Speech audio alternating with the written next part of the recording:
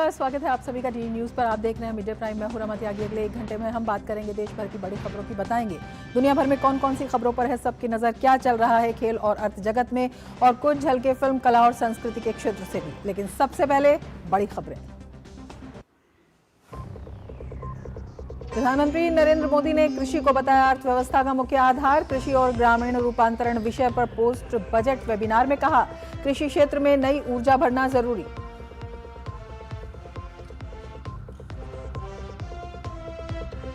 CISF का 97वां स्थापना दिवस समारोह। गृह मंत्री अमित शाह ने सीआईएसएफ को बताया देश की ढाल। कहा, सीआईएसएफ ने चुनौतियों का सामना कर खुद को बदला।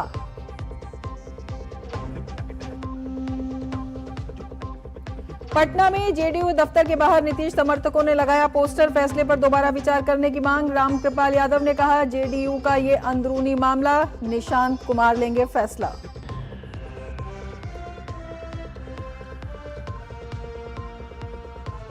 कोलकाता में ममता बनर्जी के धरने से पहले बीजेपी ने ली चुटकी। सुकांत मजूमदार ने कहा, ड्रामे से कुछ नहीं होगा, चुनाव में होगी हार, इसलिए अभी से धरने की प्रैक्टिस में जुटी ममता।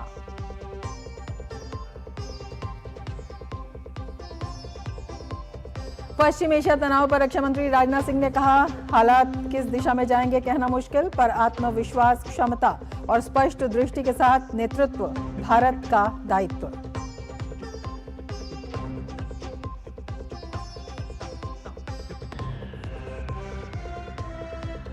अमेरिका, इजराइल और ईरान संघर्ष का 7वां दिन। ट्रंप ने कहा, अपना नेता चुनने से पहले अमेरिका की भी राय ले ईरान।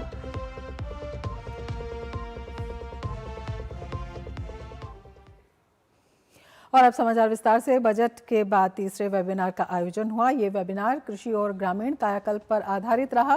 वेबिनार में किसान, मत्स्य और पशुपालक, कृषि स्टार्टअप और कृषि सहकारी क्षेत्र से जुड़े लोग शामिल हुए। प्रधानमंत्री ने इसमें शिरकत की। उन्होंने कृषि उत्पादों के विविधीकरण और निर्यात योग्य हाई वैल्यू प्रोडक्ट उत्पाद करने की बात कही। हमारे पास डाइवर्स क्लाइमेट है, हमें इसका पूरा फायदा उठाना है। एग्रो क्लाइमेटिक जोन, उस विषय में हम बहुत समृद्ध हैं। इस साल का बजट इन सब बातों के लिए अनगिनत नए अवसर देने वाला बजट है। प्रोडक्टिविटी बढ़ाने की दिशा तय करता है और एक्सपोर्ट ट्रेंड को बढ़ावा देता है। बजट में हमने हाई वैल्यू एग्रीकल्चर पर फोकस किया है। नारियल, काजू, कोको, चंदन, ऐसे उत्पादों के रीजनल स्पेसिफिक प्रमोशन की बात कही है। केरल के किसानों को अतिरिक्त लाभ हो, तमिलनाडु के किसानों को अतिरिक्त लाभ हो, इसलिए इस बार कोकोनट पर एक विशेष बल दिया गया है, जिसका फायदा आने वाले दिनों में हमारे इन किसानों को मिलेगा। प्रधानमंत्री ने क्वालिटी, ब्रांडिंग और स्टैंडर्ड को प्रमोट करने का आग्रह किया। उन्होंने वैश्विक बाजार के लिए प्राकृतिक खेती और जैविक खेती और मत्स्य पालन को बढ़ावा देने की बात कही। एक्सपोर्ट बढ़ाने में एक बहुत बड़ा फैक्टर फिशरीज सेक्टर का पोटेंशियल भी है। भारत दुनिया का दूसरा सबसे बड़ा मछली उत्पादक देश भी है। आज हमारे अलग अलग तरह के जलाशय, तालाब, ये सब मिलाकर लगभग 4 लाख टन मछली उत्पादन होता है, जबकि इसमें 20 लाख अतिरिक्त उत्पादन की संभावना मौजूद है। अब विचार कीजिए आप, 4 लाख टन से हम अतिरिक्त 20 लाख टन जोड़ दें तो हमारे गरीब मछुआरे भाई बहन हैं, उनकी जिंदगी कैसी बदल जाएगी। हमारे पास रूरल इनकम को डाइवर्सिफाई करने का अवसर है। फिशरीज एक्सपोर्ट ग्रोथ का बड़ा प्लेटफॉर्म बन सकता है। दुनिया में इसकी मांग है। प्रधानमंत्री ने कहा कि सरकार का फोकस देश में फसलों का विविधीकरण करने पर है। उन्होंने कहा, बजट का एक एक पैसा किसानों तक पहुंचे, यही सरकार का लक्ष्य है। केवल एक ही फसल पर टिके रखना किसान के लिए जोखिम भरा है। इससे आय के विकल्प भी सीमित हो जाते हैं। इसलिए हम क्रॉप डाइवर्सिफिकेशन पर फोकस कर रहे हैं। इसके अलावा national mission on edible oils and pulses, national mission on natural farming, ये सभी एग्रीकल्चर सेक्टर की ताकत बढ़ा रहा है। साथियों, आप भी जानते हैं एग्रीकल्चर स्टेट सब्जेक्ट है। राज्यों का भी एक बड़ा एग्रीकल्चर बजट होता है। राज्य का भी एक एक पैसा जो गांव के लिए, किसान के लिए तय हुआ है, वो सही उपयोग हो। हमें बजट प्रावधानों को जिला स्तर तक मजबूत करना होगा। और हमारे संवाददाता शैलेंद्र मिश्र हमारे साथ जुड़े हुए हैं और ज़्यादा जानकारी के साथ। शैलेंद्र, कृषि पर पोस्ट बजट वेबिनार किन मायनों में अहम रहा और किन किन चीज़ों पर फोकस किया गया? किस तरह से प्रधानमंत्री ने बताया कि इस बार का जो बजट है वो किसानों के हित के लिए किन किन क्षेत्रों में फोकस करता है, किस तरह से उन्हें आमंत्रित करता है तकनीक के लिए, और किस तरह से वो नए क्षेत्रों को भी अपनाकर अपने सपनों को नई उड़ान दे सकते हैं? रमा, देखिए कि इस बार का जो बजट आया उसमें जो हाई वैल्यू क्रॉप्स है उस पर बहुत फोकस किया गया कि किस तरह से नारियल की खेती हो या काजू की खेती हो, इनके उत्पादन को बढ़ाया जा सकता है। और चूंकि एक्सपोर्ट की बहुत संभावनाएं हैं और अब भारत एग्रीकल्चर में ऐसे उत्पादों की तरफ देख रहा है दुनिया में जिसकी मांग बहुत तेज़ी से बढ़ रही है। और नेचुरल फार्मिंग की तरफ जो हम आगे से बढ़ रहे हैं, दुनिया में ऐसे तमाम खाद्य उत्पादों की मांग बढ़ रही है जो केमिकल फ्री हो, जो लोगों के स्वास्थ्य के लिए बेहतर हो। तो भारत इसको एक बड़े अवसर के तौर पर देखता है। इसीलिए हमने देखा है कि बजट प्रस्ताव में ये इस बात का खासा ध्यान रखा गया है कि किसान फसल विविधीकरण की ओर आगे बढ़े और साथ ही साथ जो हाई वैल्यू क्रॉप्स है जहाँ से ज़्यादा मुनाफा हो सकता है उस तरफ जाए। तो इसके लिए ज़रूरत क्या है? इसके लिए ज़रूरत है कि रिसर्च या फिर सरकारी एजेंसियाँ और जो एग्रीकल्चर एंटरप्रेन्योर हैं, इन सब की एक बीच एक सिनर्जी हो किसानों के बीच, जिससे उनको पता हो कि वो कहाँ पर निर्यात कर सकते हैं, कहाँ पर अवसर है, कैसे निर्यात होगा, किस फसल का उत्पादन कर सकते हैं। उस दिशा में देखिए कि इस तरह के जो वेबिनार है वो बहुत महत्वपूर्ण है। प्रधानमंत्री नरेंद्र मोदी ने अपने संबोधन में इस बात पर जोर भी दिया कि आज जो अधिक मुनाफा देने वाली जो फसलें हैं उनको उसके उत्पादन को आगे बढ़ाने की ज़रूरत है, जिससे कि हम ज़्यादा से ज़्यादा एक्सपोर्ट कर सकें। पशुपालन की बात की, मछली उत्पादन में हम किस तरह से उल्लेखनीय प्रगति हमने की और उसमें अगर बढ़ोतरी करते हैं तो कैसे किसानों की आय बढ़ सकती है, मछली उत्पादक किसानों की। और साथ ही साथ पशुपालन का भी जिक्र किया कि कैसे हम बेहतर ब्रीड की जो नस्लें हैं, नस्ल वाली जो पशुधन है उसको तैयार करें। इससे हम जानते हैं कि दुनिया में सबसे ज़्यादा दुग्ध उत्पादन वाला देश भारत है, लेकिन हमारी जो क्षमता है वो इससे कहीं ज़्यादा है। तो कैसे हम इन सब में आगे बढ़ सकते हैं, क्योंकि एग्रीकल्चर और पशुपालन एक ही सिक्के के दो पहलू हैं। और इस पर जब जोर दिया जाएगा और फसल विविधीकरण पर जोर दिया जाएगा तो किसानों की आय बढ़ेगी और दुनिया की जो मांग है, जो बदल रही है एग्रीकल्चर सेक्टर के लिहाज से, जो उनकी मांग बदल रही है, उस लिहाज से भारत के जो किसान हैं वो उत्पादन करें और उसमें जो एग्रीकल्चर सेक्टर के जो उद्यमी हैं उनकी जो भूमिका हो सकती है, जो पॉलिसी मेकर्स हैं या जो स्टेट गवर्नमेंट के जो डिपार्टमेंट हैं, तो इन सब के बीच एक सिनर्जी हो जिससे कि हम एक्सपोर्ट ज़्यादा से ज़्यादा कर सकें। और उस दिशा में हमने देखा है कि पिछले वर्षों में काफ़ी पहल हुई है और इस बार के बजट प्रस्ताव में खास तौर पर ध्यान रखा गया है कि कैसे केरल के नारियल किसानों को फ़ायदा हो, कैसे जो हाई वैल्यू क्रॉप्स है उनको बढ़ावा दिया जा सके। तो निश्चित तौर पर इस पर व्यापक चर्चा हुई है। बिल्कुल। शैलेंद्र, ये भी आपसे जानना चाहेंगे किस तरह से प्राकृतिक खेती पर जो फोकस लगातार किया जा रहा है उससे निर्यात में वृद्धि हो सकती है, कौन कौन सी फसलें हैं जो इसके दायरे से आ सकती हैं, इसके अलावा जो ट्रेडिशनल क्रॉप्स हैं उसके अलावा भी, उसके बियॉन्ड भी जाकर कैसे किसान नई तरह की खेती को अपनाकर निर्यात को बढ़ावा दे सकते हैं, साथ ही उनकी आय भी बढ़ेगी और उसके साथ साथ जो उनकी ज़रूरतें हैं वो भी पूरी होंगी। देखिए रमा, ये बात समझना होगा कि हमारे किसानों की जोखिम की जो क्षमता है वो ज़्यादा नहीं है। तो सबसे पहली बात जो मोदी सरकार ने सुनिश्चित की है कि उनको एक सहारा दिया जाए। किसान सम्मान निधि 10 लाख, आप देखें कि 10 करोड़ किसानों को 4 लाख करोड़ से ज़्यादा की रकम दी जा चुकी है। तो एक सहारा मिला है जिससे कि एक उनको बुआई के लिए या फिर बाकी खेती के छोटे मोटे कामों के लिए एक पैसे, एक धनराशि मिली है। दूसरी बात यह है कि उनकी जो परंपरागत फसलें हैं उसकी MSP बेहतर मिले, लागत से कम 1.5 गुना ज़्यादा। वो सुनिश्चित किया गया है, गेहूं हो या फिर धान हो या सरसों हो या फिर बाकी, और हमने देखा है कि दलहन तिलहन क्रांति वो जो आकार ले रही है।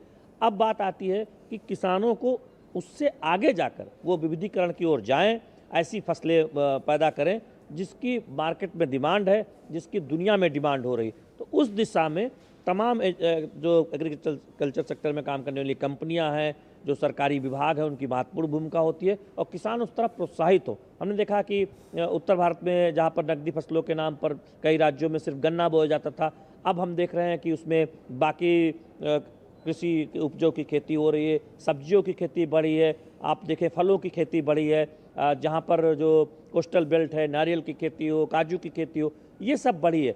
तो यहाँ से उनकी आय बढ़ सकती है। साथ ही साथ पशुपालन में जो तमाम तरह की सरकारी योजनाएं हैं मदद, उससे फ़ायदा हो सकता है। तो किसानों को खेती बाड़ी और पशुपालन के जरिए समृद्ध बनाने का एक योजना पर समग्र तरीके से काम हो रहा है, जिसमें मछली उत्पादक किसान मछुआरे भी शामिल हैं। उनको हमने देखा कि क्रेडिट कार्ड, किसान क्रेडिट कार्ड के तर्ज पर क्रेडिट कार्ड देने का जो फैसला किया गया, उससे उनको मदद मिल रही है। उनके कैसे वो बेहतर बीज का इस्तेमाल कर सकते हैं। तो ये एक समग्र नीति है जिस पे आगे बढ़ा जाए। और जहाँ तक नेचुरल फार्मिंग की बात है, आप जानते हैं कि उत्तर पूर्व के तमाम राज्य इस पे आगे बढ़ चुके हैं और वहाँ से एक्सपोर्ट हो रहा है। आप सिक्किम से देखें तो वहाँ पर अदरक वहाँ से एक्सपोर्ट हो रहा है, वहाँ से हल्दी एक्सपोर्ट हो रहा है। क्योंकि जब आप यहाँ पर ये भूमिका आती है कि सर्टिफिकेशन बेहतर हो, क्वालिटी अच्छी हो, यानी जो कृषि उपज हो उन जो आप निर्यात करते हैं तो उसकी क्वालिटी अच्छी होनी चाहिए, सर्टिफिकेशन होना चाहिए जिससे लोगों को भरोसा हो कि ये नेचुरल है।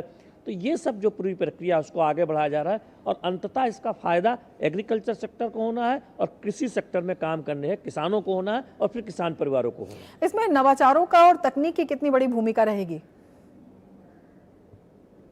ये देखिए, निश्चित तौर पर उसकी बहुत बड़ी भूमिका है कि जब भी आप नेचुरल फार्मिंग की तरफ जाते हैं या फिर हाई जो है वैल्यू क्रॉप्स की तरफ जाते हैं तो वहाँ पर जो नई नई तकनीक आ रहे हैं, नए नए बीज आ रहे हैं। आप देखें कि फलों की खेती में आप पूरा एक बदलाव देखते हैं, उच्च उत्पादन क्षमता वाले जो आप देखते हैं खेती हो रही है, कैसे बेहतर हों, जो जल्दी सड़े ना, उस तरह के बीज बनाए जा रहे हैं जिससे कि एक्सपोर्ट में उनको आसानी हो, लंबे समय तक उन्हें रखा जा सके, कोल्ड स्टोरेज चेन बेहतर हो, इन्वेस्टमेंट एग्रीकल्चर में ज़्यादा हो।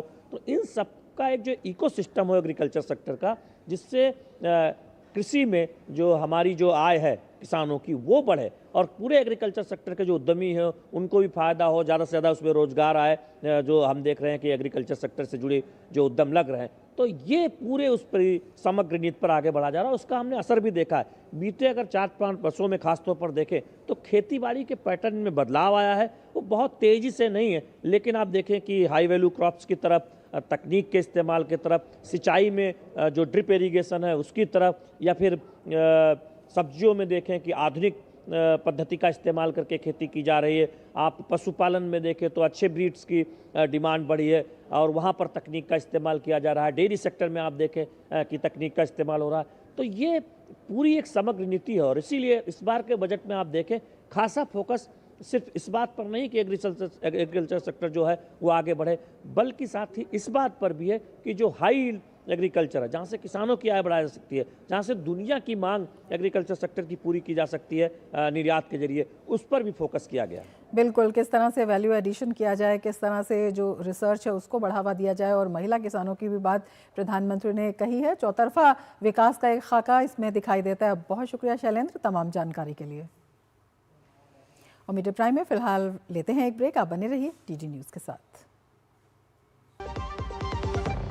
नितेश श्रीवास्तव जी सिर्फ 35 साल की उम्र में अचानक एक बीमारी से चले गए। उनकी टर्म लाइफ इंश्योरेंस के पैसे बच्चों की पढ़ाई और घर खर्च में काम आ सकते हैं। पॉलिसी बाजार ने क्लेम के वक्त फैमिली का पूरा साथ दिया। पॉलिसी बाजार पे 2 करोड़ का टर्म लाइफ इंश्योरेंस सिर्फ 700 रुपए महीने से शुरू। गांव में आया नया हीरो, खरपतवार का डर हुआ जीरो। अब खेती का काम होगा खास, जब ये सुपरस्टार होगा हर किसान के पास। गांव का superstar steel MH210 power weeder. Steel उपकरण लाए परिवर्तन। ट्रिंग ट्रिंग। हेलो, मैं तुम्हारे पापा के बचपन का दोस्त चतुर चाचा। प्रणाम चाचा जी। उनसे बेटे 5000 लिए थे, अभी तुम्हें ट्रांसफर किया है बेटे, पर गलती से 50 चले गए। पेमेंट मैसेज चेक कर लो बेटे और बाकी 45 मुझे लौटा दो। आपका मैसेज बाद में, पहले अपना बैंक अकाउंट चेक कर लो। अरे मूर्ख ना हूँ मैं। शाबाश। यूपीआई कहता है कोई नकली पेमेंट का मैसेज भेजकर पैसे वापस मांगे तो उसे कहो मैं मूर्ख नहीं।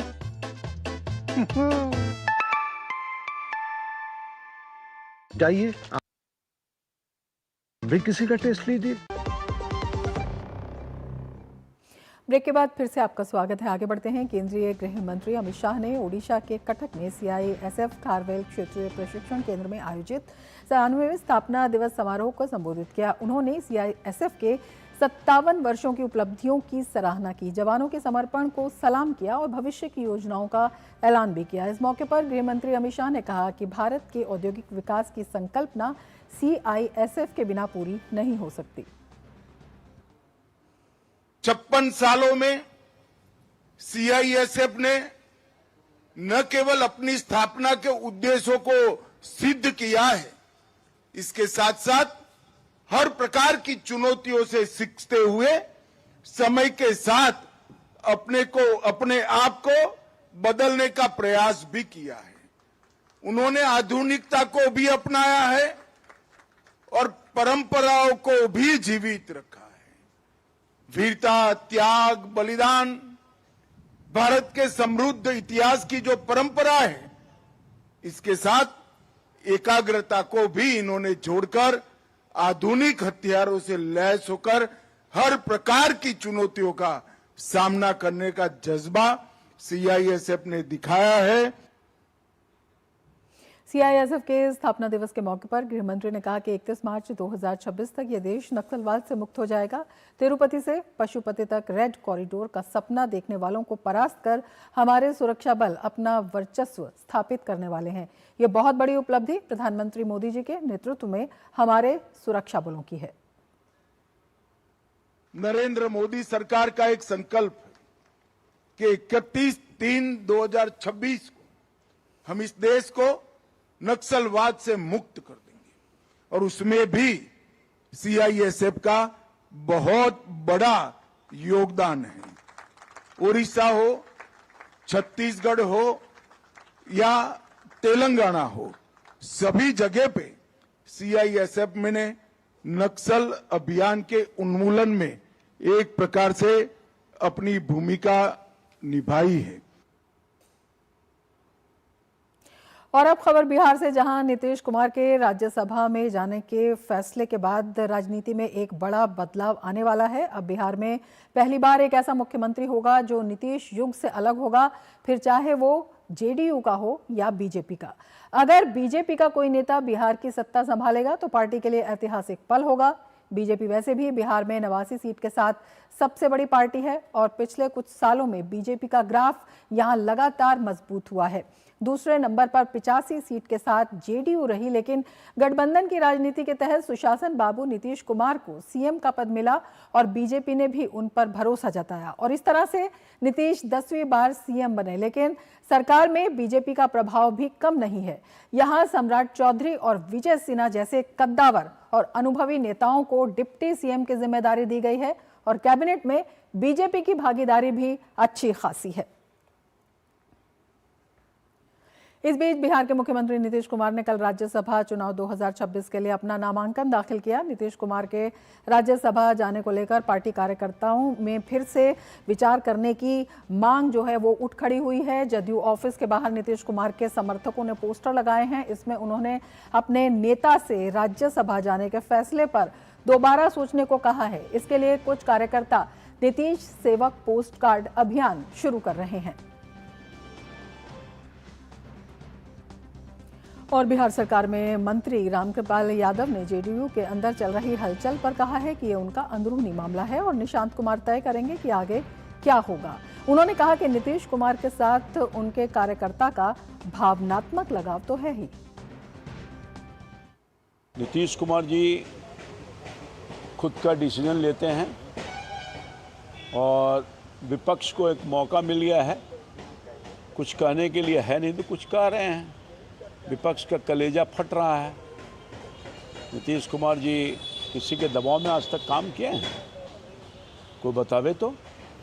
उनका स्वयं का निर्णय है, जो अच्छा समझ रहे हैं वो कर रहे हैं और आने वाले दिन में वो दिल्ली रह कर के भी बिहार के विकास में जो उनकी अहम भूमिका है, जिससे विकसित बिहार का सपना उन्होंने देखा है और उसके लिए कार्रवाई कर रहे हैं अपनी सरकार के माध्यम से। बिहार के मुख्यमंत्री नीतीश कुमार के राज्यसभा चुनाव लड़ने के फैसले पर उन्होंने कहा है कि नीतीश कुमार खुद निर्णय लेते हैं, उन पर कोई दबाव नहीं बना सकता। वो दिल्ली में रहकर भी बिहार के लिए काम करते रहेंगे। भावनात्मक लगाव तो है ना माननीय मुख्यमंत्री जी के साथ, उनके कार्यकर्ता का। तो लगता है कि वो चले जाएंगे तो हमें कौन देखेगा, अनाथ जैसा हो जाएगा। भावनात्मक है, सेंटिमेंटल है। बहुत लोग रो भी रहे थे, कार्यकर्ता लोग। स्वाभाविक है, वो गार्जियन थे, पिता तुल थे, भाई तुल थे। जनता दल यू का अंदरूनी मामला है और स्वयं निशान जी तय करने वाले हैं कि उनको क्या करना है। और पटना से हमारे संवाददाता मधुरेश नारायण इस वक्त जुड़े हुए हैं और ज़्यादा जानकारी के साथ। मधुरेश, हालांकि नीतीश कुमार जो है वो साफ कर चुके हैं कि उनकी खुद की इच्छा है राज्यसभा जाने की, लेकिन उसके बाद भी जेडीयू में जो भावनाओं का ज्वार है वो थमने का नाम नहीं ले रहा। किस तरह की सियासी हलचल वहां पर? सिर्फ जदयू ही मत कहिए, बिहार की जो जनता है वो नीतीश कुमार को कितना प्यार करती है हमने पिछले विधानसभा चुनाव में देखा। प्रचंड जो बहुमत आया है वो पूरी एनडीए को जरूर मिला है, लेकिन इसमें कहीं ना कहीं एक बड़ी जो भूमिका है, एक जो बड़ा नेतृत्व है वो नीतीश कुमार का ही रहा है। क्योंकि पिछले 2 दशक में जिस तरीके से नीतीश कुमार ने बिहार को सजाया है, संवारा है, बिहार की जनता उनसे इमोशनली अटैच है। खास करके जो महिलाएं हैं, महिलाओं के लिए आरक्षण की बात हो, जीविका दीदी के गठन की बात हो, स्कूलों में जो छात्राएं हैं उनके लिए जो कुछ भी किया गया हो, और यही कारण रहा है कि बिहार में जो ड्रॉप आउट रेशियो खास करके लड़कियों का, वो उसमें काफी बेहतर सुधार हुआ है। तो ओवरऑल में जो पूरी जनता है, जो कार्यकर्ता है, वो नीतीश कुमार से जुड़ी हुई है और नीतीश कुमार को किसी न किसी तरीके से अपने घर का या अपना एक सदस्य के रूप में देखती है। और अब जब 2 दशक बाद नीतीश कुमार ये फैसला कर रहे हैं कि उनको राज्यसभा जाना है, तो बिहार की जनता हो या उनके कार्यकर्ता हो, उनके लिए भी ये एक इमोशनल पल है और इसलिए वो उनको रोकने की कोशिश कर रहे हैं, जो कि बहुत ही लाजमी भी है। दूसरी तरफ अगर हम देखें कि निशांत कुमार जो है, ठीक इसी वक्त उनकी एंट्री भी जदयू में हो रही है, जो कि एक मोटे तौर पे कहा जाए तो नीतीश कुमार की छवि के रूप में होंगे। एक लंबे वक्त से अपने पिता के साथ में राजनीति को देख रहे हैं, समझ रहे हैं, और अब वक्त उनके पास है कि किस तरीके से एक्ट करना है, किस तरीके से पार्टी को इंटैक्ट करके रखना है, किस तरीके से, जिस तरीके से नीतीश कुमार जनता के लिए काम कर रहे थे उस तरीके से काम करना, ये उनके लिए एक चुनौती भी है और उनके लिए एक अवसर भी है। इस बीच एक अपडेट ये भी है कि नीतीश कुमार ने अभी से थोड़ी देर पहले जो दोनों डिप्टी सीएम है, सम्राट चौधरी और विजय कुमार सिन्हा, उन दोनों को मिलने के लिए अपने आवास पर बुलाया है। वो दोनों कुछ देर में वहां पहुंचने वाले हैं। इसके अलावा बताया जा रहा है कि बिहार के जो भी सांसद और विधायक हैं उनको भी नीतीश कुमार ने मिलने के लिए बुलाया है। और बताया जा रहा है कि इस बैठक में सीएम के नाम की चर्चा हो ना हो, लेकिन बिहार को किस तरीके से इंटैक्ट रखना और किस तरीके से डेवलपमेंट का जो फेज है उसको आगे लेकर के चलना है, इस बात पे जरूर चर्चा होगी। जी बिल्कुल मधुरेश, यही आपसे जानना चाहेंगे किस तरह से जो कार्यकर्ता हैं, या जिस आप बता भी रहे हैं कि तमाम लोग भी भावुक हैं, उनको समझाने की कोशिश और प्रयास नीतीश कुमार की तरफ से हुए हैं। और एक बड़ा सवाल ये भी है कि अगला मुख्यमंत्री वहां पर कौन होगा, किस तरह का फॉर्मूला होगा। बीजेपी सबसे बड़ी पार्टी है, क्या इस बात पर भी विचार होगा? क्या कुछ हो सकता है, किस तरह की संभावनाएं बन रही हैं, किस तरह की चर्चाएं हैं? देखिए रमा, सबसे इम्पोर्टेंट चीज ये है कि अभी तक जो चर्चा चल रही है कि निशांत कुमार जब जदयू की सदस्यता ले लेंगे तो उनको डिप्टी सीएम का पोस्ट सरकार में दिया जाएगा। ऐसे में जो अभी वर्तमान समीकरण है, वर्तमान समीकरण के अनुसार सीएम पोस्ट जो है वो जदयू के पास में है और 2 डिप्टी सीएम का पोस्ट जो है वो बीजेपी के पास में है। तो ऐसे में कहीं ना कहीं ये संभावना है कि ये जो समीकरण है ये इन्वर्ट हो सकता है, और इन्वर्ट होने के बाद बीजेपी का सीएम होगा और 2 डिप्टी सीएम जो है वो जदयू के बनाए जा सकते हैं, जिसमें एक नाम लगभग तय माना जा रहा है कि निशांत कुमार का होगा। दूसरा डिप्टी सीएम कौन होगा ये भी एक थोड़े समय बाद हमें जानकारी मिल जाएगी। दूसरी तरफ बात करें सीएम फेस की, तो जो समीकरण के अनुसार अगर सीएम बीजेपी का होता है तो एक लंबे वक्त के बाद बिहार में बीजेपी का सीएम होगा, एक ऐतिहासिक पल होगा बिहार के लिए जब यहाँ बिल्कुल BJP का CM बिहार होगा। की राजनीति में लेकिन कितना सबसे बड़ा अध्याय होगा ये, कितने बड़े अध्याय की शुरुआत होगी मधुरेश?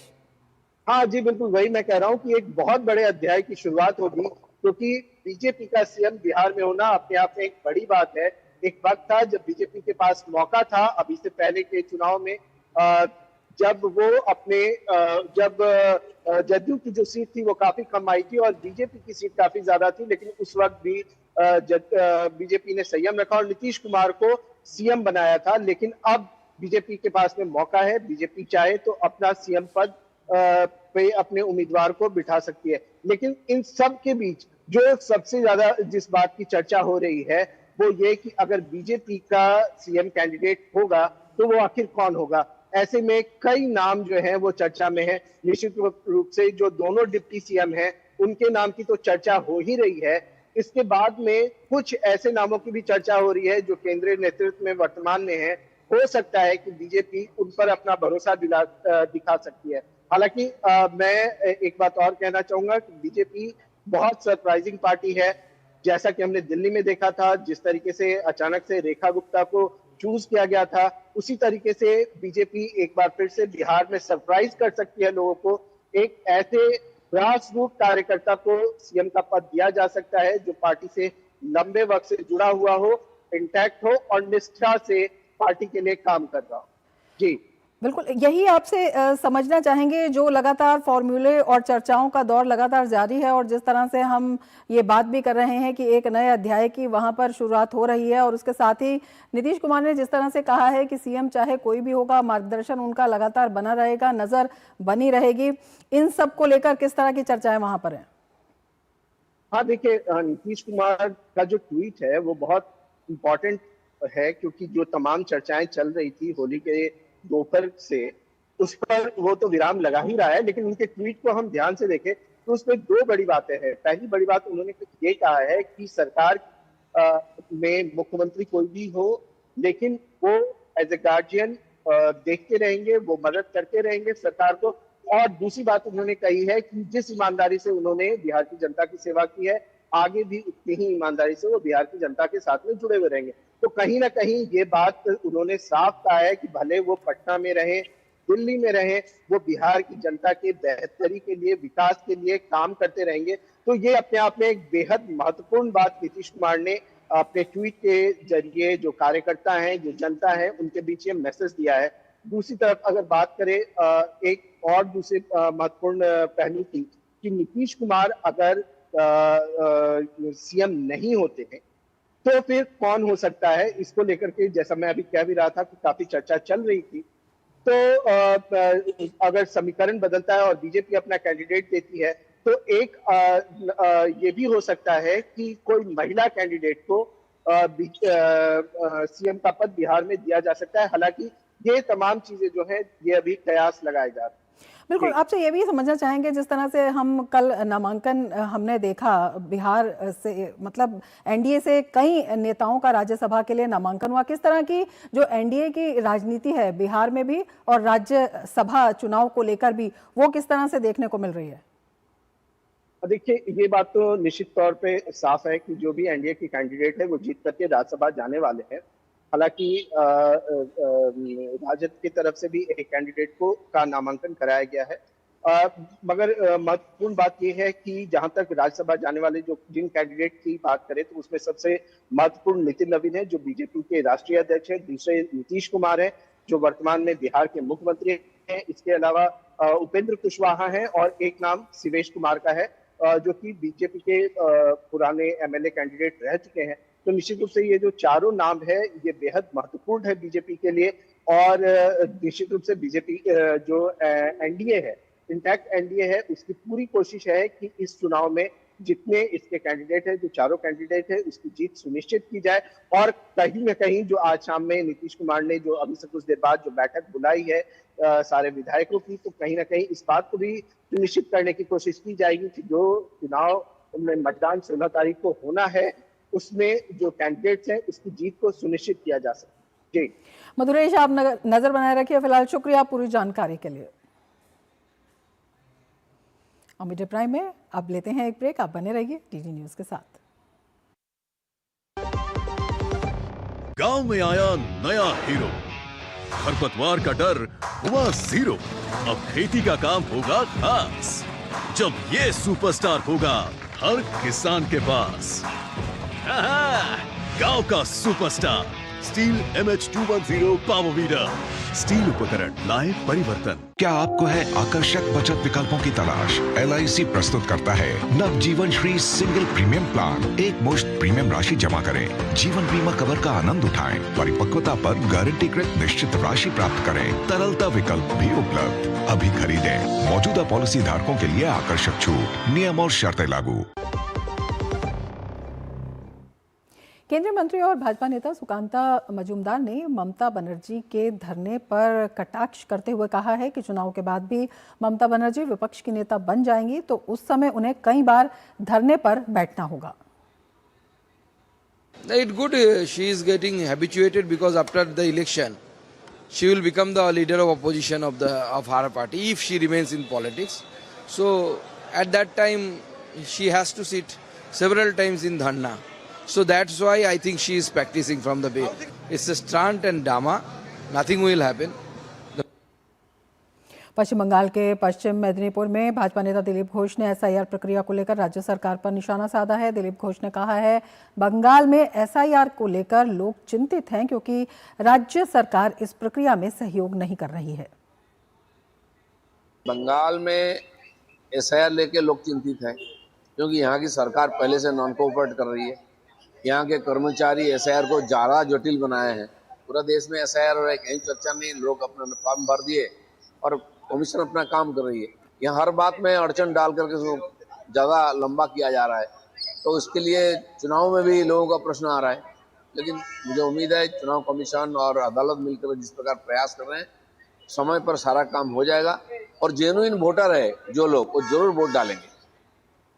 पश्चिम बंगाल में मतदाता सूची के विशेष गहन पुनरीक्षण की प्रक्रिया में तेजी लाने के लिए ओडिशा और झारखंड से 200 और न्यायिक अधिकारियों की नियुक्ति की जा रही है। ये नवनियुक्त न्यायिक अधिकारी लगभग 60 लाख लंबित मामलों की जांच करेंगे। प्रदेश के मुख्य चुनाव अधिकारी कार्यालय के अनुसार इन्हें उत्तर और दक्षिण 24 परगना, पूर्वी और पश्चिम बर्धमान, हावड़ा, हुगली, नदिया और बीरभूम जिलों में नियुक्त किया जाएगा। वर्तमान में लगभग 550 न्यायिक अधिकारी SIR से संबंधित मामलों के निपटारे में लगे हुए हैं।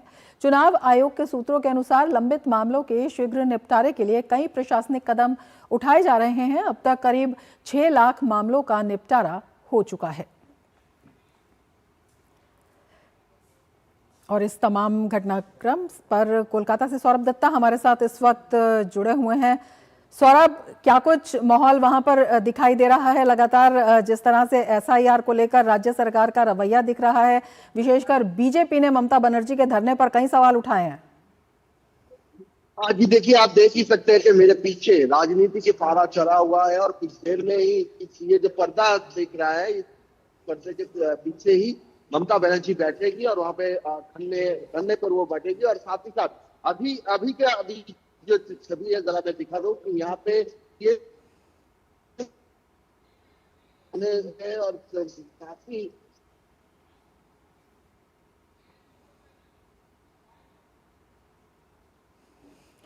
तो चुनाव से पहले सियासत साफ तौर पर दिखाई दे रही है। लेकिन जो बात है वो साफ है कि ये राजनीति का मैदान है। तो राजनीति के मैदान में जैसे समर्थकों को लाया जाता है, वैसे ही यहाँ पे भी समर्थकों को लाया गया है। ये पूरा जो मामला है, ये पूरा मामला ममता बनर्जी धरने पर है, लेकिन बीजेपी का कहना है कि इसके लिए कारण भी ममता बनर्जी ही है, क्योंकि उनका ये मानना है कि SIR को जिस तरह से पहले से वो विरोध करती रही और जिस तरह से ये पूरा मामला सुप्रीम कोर्ट तक गया और सुप्रीम कोर्ट का आखिर से ये जुडिशियल ऑफिसर को नियुक्त करना पड़ा, जिसके पीछे ममता बनर्जी की राजनीति ही कारण है। और आज CEO मनोज अग्रवाल, उन्होंने भी एक बात कही है, उन्होंने भी यही बात कही कि एक अनप्रेसिडेंटेड सिचुएशन हो गया जिसके तहत आर्टिकल 142 इन्वोक करना पड़ा और उससे चलते ये सब घटना घटी है।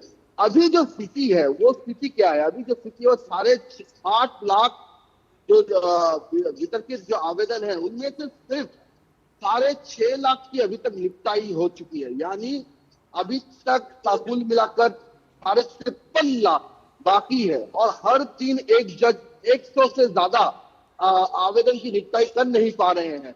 और अगर उड़ीसा झारखंड के और 200 जज आ जाते हैं, तो अभी इसके 500 जज है, तो कुल मिला के 500, 200 अगर 700 जज हर दिन 100 करके भी करे तो एक दिन में 70,000 से ज्यादा नहीं होगा। और इस तरह से जब देखा जा रहा है कि पूरा काम करने में कहीं ना कहीं 2 महीना 3 महीना लग सकता है। तो ये जो सिचुएशन है, अगर 2 महीना 3 महीना लगेगा तो आपको पहली फेज बिल्कुल, ये धरना प्रदर्शन कई तरह के सवालों के घेरे में है। सौरभ, नजर बनाए रखिए। फिलहाल शुक्रिया पूरी जानकारी के लिए। और मिड डे प्राइम में अब लेंगे एक ब्रेक, आप बने रहिए टीजी न्यूज के साथ। गांव में आया नया हीरो, खरपतवार का डर हुआ जीरो। अब खेती का काम होगा खास, जब ये सुपरस्टार होगा हर किसान के पास। गांव का superstar steel MH210 power weeder, steel उपकरण लाए परिवर्तन। ट्रिंग ट्रिंग। हेलो, मैं तुम्हारे पापा के बचपन का दोस्त चतुर चाचा। प्रणाम चाचा जी। उनसे बेटे 5,000 लिए थे, अभी अभी तुम्हें ट्रांसफर किया है बेटे, पर गलती से 50 चले गए। पेमेंट मैसेज चेक कर लो बेटे और बाकी 45 मुझे लौटा दो। आपका मैसेज बाद में, पहले अपना बैंक अकाउंट चेक कर लो। मूर्ख ना हूँ मैं। शाबाश। UPI कहता है कोई नकली पेमेंट का मैसेज भेजकर पैसे वापस मांगे तो उसे कहो मैं मूर्ख नहीं।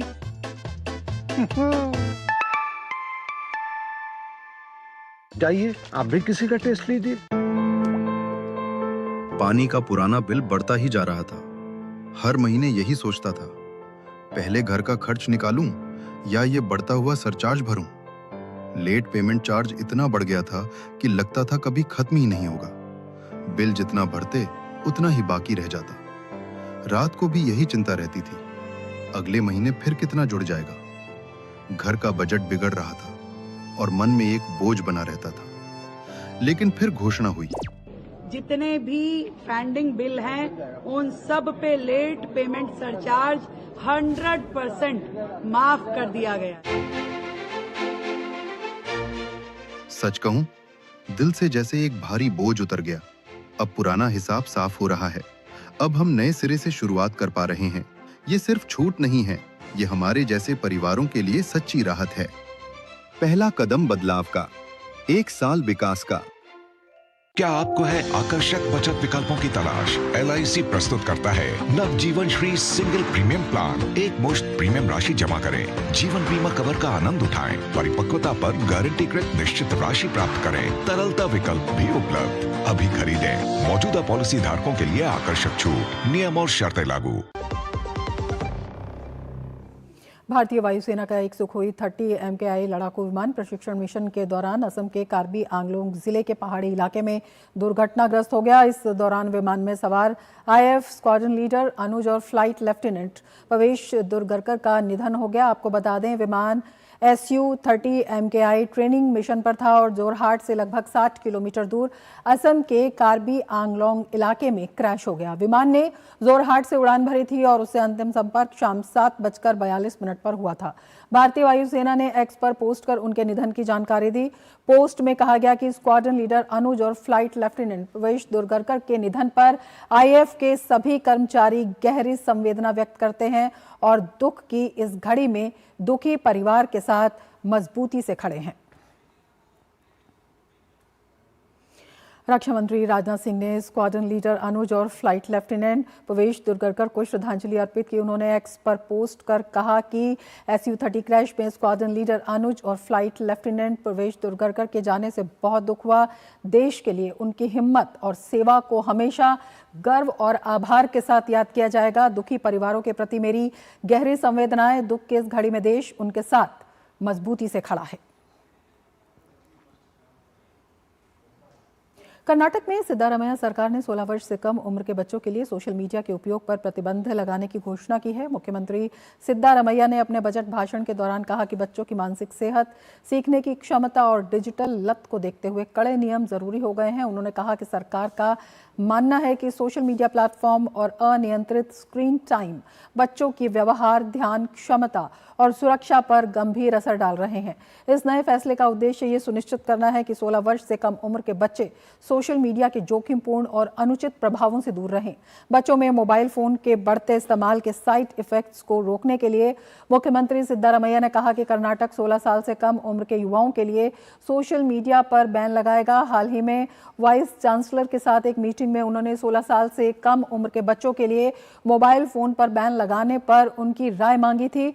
इससे पहले हेल्थ मिनिस्टर दिनेश गुंडूराव और आईटीबीटी मिनिस्टर प्रियांक खरगे ने भी इसी तरह की बात कही थी, जिसके बाद मुख्यमंत्री ने 16 साल से कम उम्र के बच्चों के लिए सोशल मीडिया पर पाबंदी लगाने की घोषणा की।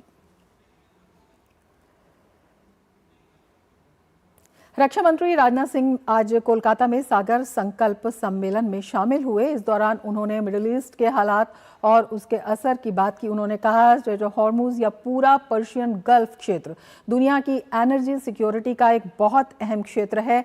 जब इस क्षेत्र में डिस्टर्बेंस या डिस्ट्रप्शन होता है तो उसका सीधा असर तेल और गैस की सप्लाई पर पड़ता है। राजनाथ सिंह ने कहा कि वैश्विक तनाव से अनिश्चितता का सीधा असर अर्थव्यवस्था और वैश्विक व्यापार पर पड़ता है। अभी चल रही मिडिल ईस्ट की स्थिति, इसका मैं मानता हूं कि एक ज्वलंत उदाहरण है।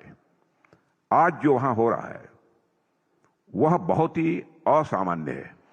आगे चलकर मिडिल ईस्ट में या हमारे पड़ोस में परिस्थितियां किस दिशा में जाएंगी, इस पर अभी कोई कॉन्क्रीट प्रेडिक्शन करना कठिन है।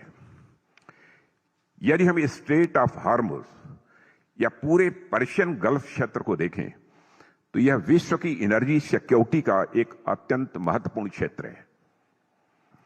जब इस क्षेत्र में डिस्टर्बेंस या डिसरप्शन होता है तो उसका सीधा असर ऑयल और गैस की सप्लाई पर पड़ता है। यही नहीं, आज हम सप्लाई चेन डिसरप्शन केवल ऊर्जा क्षेत्र में ही नहीं बल्कि अन्य क्षेत्रों में भी देख रहे हैं। इन अनसर्टेनिटीज का सीधा प्रभाव इकोनॉमी और ग्लोबल ट्रेड पर पड़ता है। और आज जिस तरह अलग अलग देश लैंड पर, एयर में, सी में और अब तो स्पेस तक में एक दूसरे को टक्कर ले रहे हैं, वह वास्तव में यह हम सभी के लिए चिंता का विषय है। यह एक एबनॉर्मल सिचुएशन है, मैं ऐसा मानता हूं। What I consider as more worrying is the fact that this abnormalcy is becoming the new normal. रक्षा मंत्री राजनाथ सिंह ने कहा कि इंडियन नेवी की रेडीनेस, ऑपरेशन सिंदूर जैसे अभियानों की सफलता और आत्मनिर्भरता की दिशा में बढ़ते कदम ये सभी संकेत देते हैं कि भारत का रक्षा क्षेत्र सही दिशा में आगे बढ़ रहा है। सागर संकल्प कॉन्क्लेव में मैं यह कहना चाहूंगा कि सागर यानी समुद्र, आप सभी जानते हैं, आज अपॉर्चुनिटी भी है और चैलेंज भी है। यदि हम कोऑर्डिनेटेड प्लानिंग, टेक्नोलॉजी एडॉप्शन और इंस्टीट्यूशनल सिनर्जी के साथ आगे बढ़ें तो भारत एक मैरीटाइम डोमेन सेफ, प्रॉस्परस और स्ट्रांग होगा।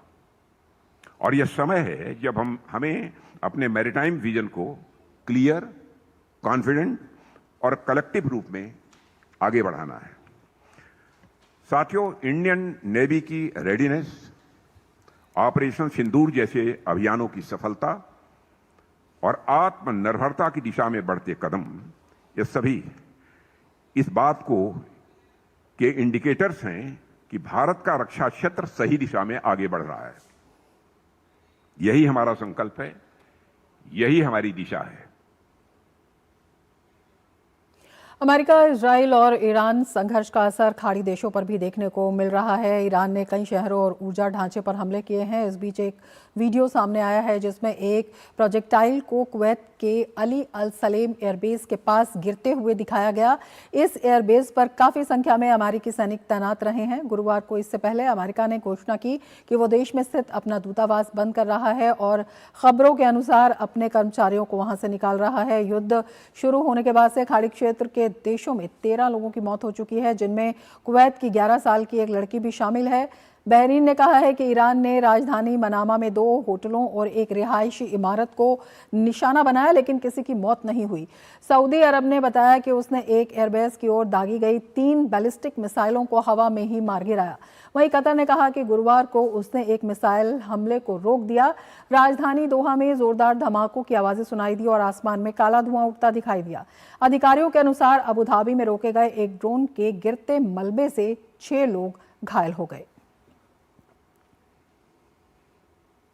अमेरिका ने कहा है कि ईरान में अब जो भी सर्वोच्च नेता चुना जाए वो उससे चर्चा करने के बाद चुना जाए। दरअसल ट्रंप ने संभावनाएं खारिज कर दी हैं कि हमले में मारे गए ईरान के सर्वोच्च नेता अली खामनेई के बेटे मुज्तबा खामनेई अपने पिता की जगह ले सकते हैं। ट्रंप ने मुज्तबा को कमजोर उम्मीदवार बताया। ट्रंप ने कहा कि ईरान को उनके बिना नया सुप्रीम लीडर नहीं चुनना चाहिए। उन्होंने कहा नए नेता के चयन में अमेरिका की भूमिका जरूरी है और बिना अमेरिका की भागीदारी के ऐसा करना वक्त की बर्बादी होगा।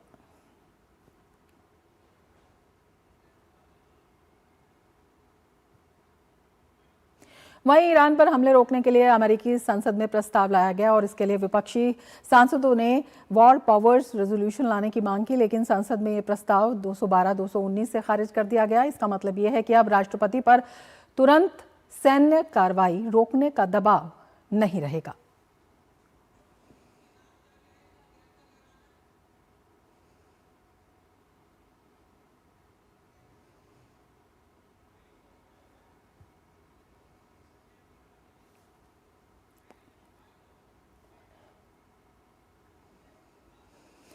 और अब बात करेंगे नेपाल की। नेपाल में हुए आम चुनाव से पहला नतीजा सामने आ चुका है। रैपर और काठमांडू के मेयर रहे बालेन शाह की राष्ट्रीय स्वतंत्र पार्टी ने एक सीट पर जीत हासिल कर ली है और 52 सीटों पर आगे चल रही है।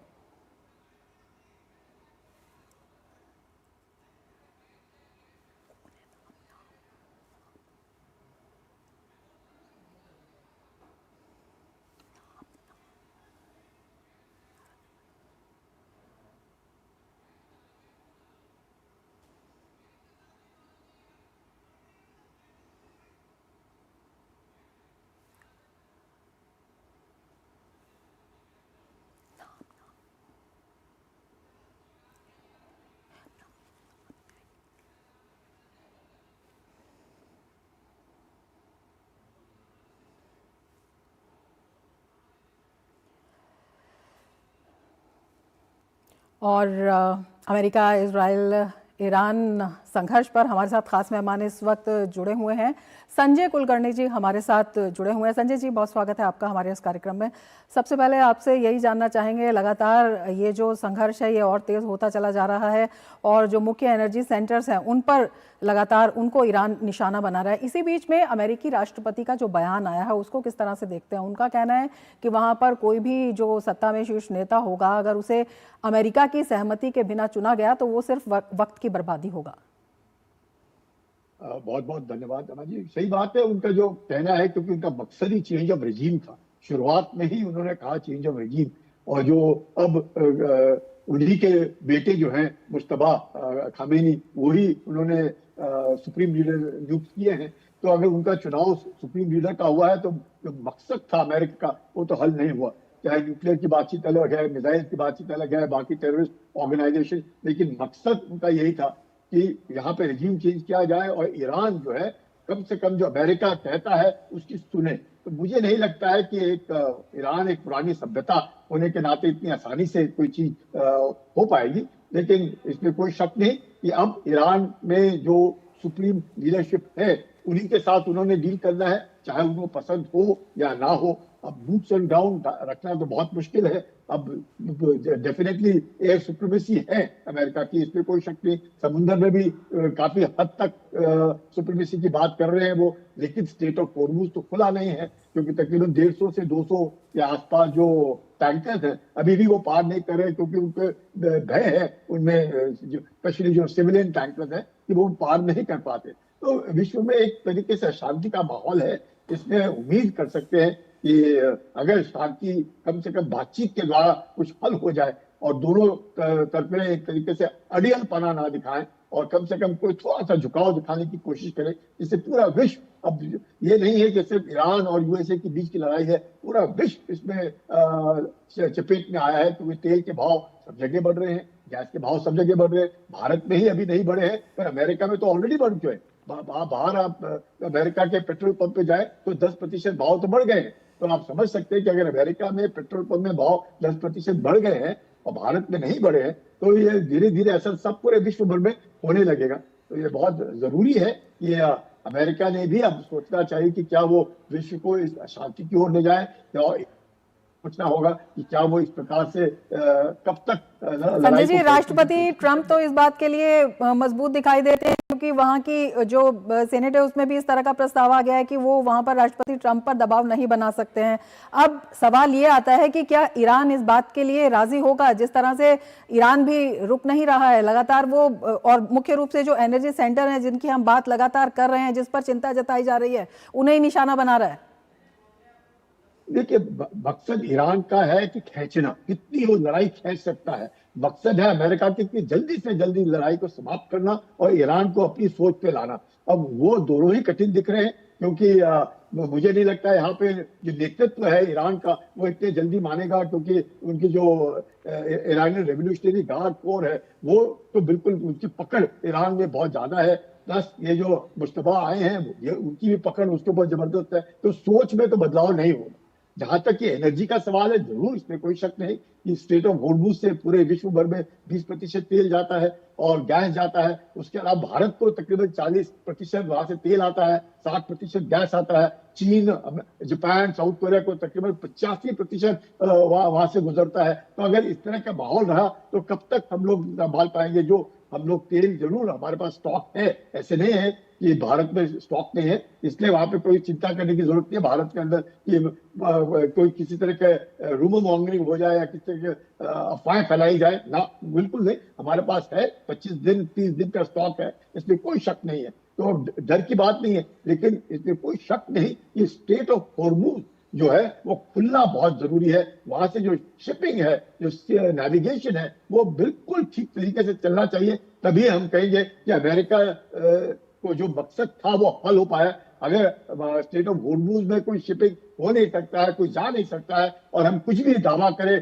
कुछ भी कहें और जमीन के ऊपर कुछ बिल्कुल तैयारी से इधर पूरे विश्व की जो निगाहें हैं वो इसी पर लगी हुई हैं। संजय जी, बहुत शुक्रिया तमाम जानकारी के लिए। और मीडिया प्राइम में लेते हैं एक ब्रेक, बने रहिए टीजी न्यूज के साथ।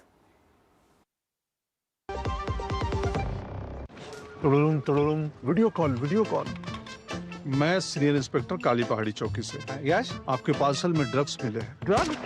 मैंने आपको अरेस्ट किया जाता है। यदि बचना चाहते हो तो 2 लाख रुपए। ये फोन पे कौन अरेस्ट करता है? तुम पुलिस नहीं है और हम बोगा मतलब मूर्ख नहीं है। यूपीआई कहता है अगर कोई नकली पुलिस बन के आपको भी कॉल करे और डराए तो कहो मैं मूर्ख नहीं।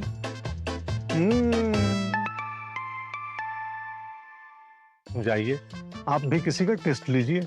पढ़ता है, खेलता है, झूलता उछलता है, दौड़ता कभी कभी दौड़ कराता है, आगे आगे बढ़ता है इंडिया, अमूल दूध पीता है इंडिया।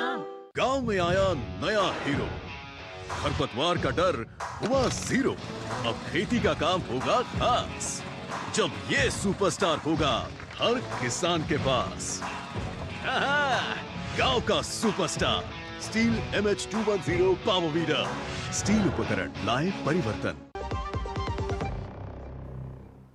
नेपाल में हुए आम चुनाव में पहला नतीजा सामने आ चुका है। रैपर और काठमांडू के मेयर रहे बालिन शाह की राष्ट्रीय स्वतंत्र पार्टी ने 1 सीट पर जीत हासिल कर ली है और 52 सीटों पर आगे चल रही है। राष्ट्रीय स्वतंत्र पार्टी की उम्मीदवार रंजू ने उपाने दर्शना ने अंतिम मतगणना के अनुसार काठमांडू 1 से संसदीय सीट जीत ली है। वहीं नेपाल कांग्रेस ने 1 सीट पर जीत हासिल की है और 6 सीट पर आगे चल रही है। नेपाल कांग्रेस के योगेश तगाली ने मुस्तांग 1 सीट से जीत हासिल की है। नेपाल कम्युनिस्ट पार्टी एकीकृत मार्क्सवादी लेनिनवादी 4 सीट पर आगे चल रही है और नेपाल कम्युनिस्ट पार्टी 3 सीट पर और राष्ट्रीय प्रजातंत्र पार्टी और श्रम संस्कृति पार्टी 1-1 सीट पर आगे चल रही है। जहां पर निर्वाचन क्षेत्र संख्या 5 में शुरुआती रुझानों में राष्ट्रीय स्वतंत्र पार्टी के उम्मीदवार बालिन शाह, सीपीएन यूएमएल के उम्मीदवार और पूर्व प्रधानमंत्री केपी शर्मा ओली से करीब 6000 मतों से वो आगे चल रहे हैं। नेपाल के chief election commissioner Ram Prasad Bhandari ने बताया कि चुनाव में वोटर टर्नआउट 60% रहा। काठमांडू में 60 से 65% मतदान हुआ। सन 2022 में बनी राष्ट्रीय स्वतंत्र पार्टी को चुनाव प्रचार के दौरान काफी समर्थन मिला है और बालिन शाह को प्रधानमंत्री पद के लिए एक मजबूत दावेदार माना जा रहा है। दूसरी ओर नेपाली कांग्रेस और सीपीएन यूएमएल उस सरकार का हिस्सा थे जिसे पिछले साल जेनजी आंदोलन के कारण जो सरकार गिर गई थी। नेपाली कांग्रेस के अध्यक्ष ददन थापा उनकी पार्टी की ओर से प्रधानमंत्री पद के उम्मीदवार हैं, जबकि सीपीएन यूएमएल ने केपी शर्मा ओली को प्रधानमंत्री पद का चेहरा बनाया है।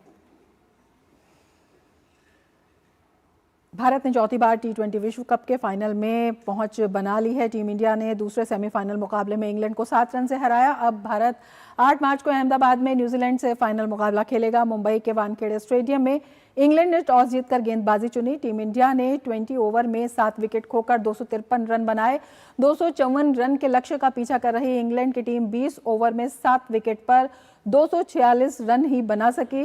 भारत की ओर से संजू सैमसन ने 89 रन की पारी खेली, वो प्लेयर ऑफ द मैच रहे। इसके साथ ही मिड डे प्राइम में फिलहाल इतना ही। दीजिए इजाजत, नमस्कार।